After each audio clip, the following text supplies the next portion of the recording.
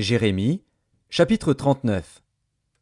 Lorsque Jérusalem fut prise, la 9e année de Sédécias, roi de Juda, le 10e mois, Nebuchadnezzar, roi de Babylone, vint avec toute son armée devant Jérusalem et en fit le siège. La 11e année de Sédécias, le 9e jour du 4e mois, la brèche fut faite à la ville. Tous les chefs du roi de Babylone s'avancèrent et occupèrent la porte du milieu. Nergal-Sharetser, Samgar-Nébu, Sarsékim, chef des eunuques, Nergal-Sharetser, chef des mages, et tous les autres chefs du roi de Babylone. Dès que Sédécias, roi de Juda, et tous les gens de guerre les eurent vus, ils s'enfuirent, et sortirent de la ville pendant la nuit par le chemin du jardin du roi, par la porte entre les deux murs, et ils prirent le chemin de la plaine. Mais l'armée des Chaldéens les poursuivit, et atteignit Sédécias dans les plaines de Jéricho. Ils le prirent, et le firent monter vers Nebuchadnezzar, roi de Babylone, à Ribla, dans le pays de Hamath, et il prononça contre lui une sentence. Le roi de Babylone fit égorger à Ribla les fils de Sédécias en sa présence. Le roi de Babylone fit aussi égorger tous les grands de Juda. Puis il fit crever les yeux à Sédécias, et le fit lier avec des chaînes d'airain pour l'emmener à Babylone.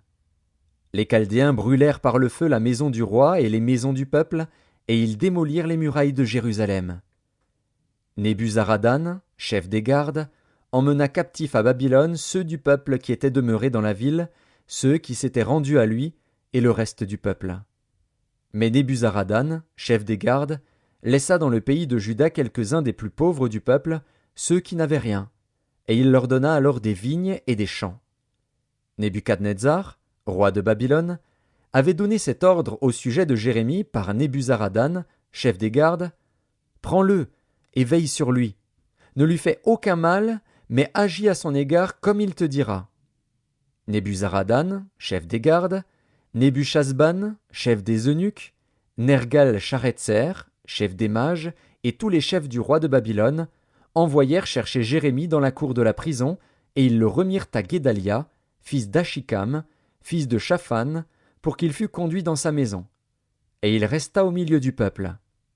La parole de l'Éternel fut adressée à Jérémie en ces mots, pendant qu'il était enfermé dans la cour de la prison.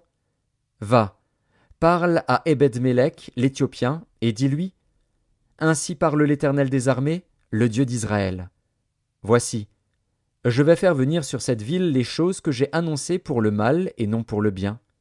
Elles arriveront en ce jour devant toi. Mais en ce jour je te délivrerai, dit l'Éternel, et tu ne seras pas livré entre les mains des hommes que tu crains. Je te sauverai, et tu ne tomberas pas sous l'épée. Ta vie sera ton butin, parce que tu as eu confiance en moi, dit l'Éternel.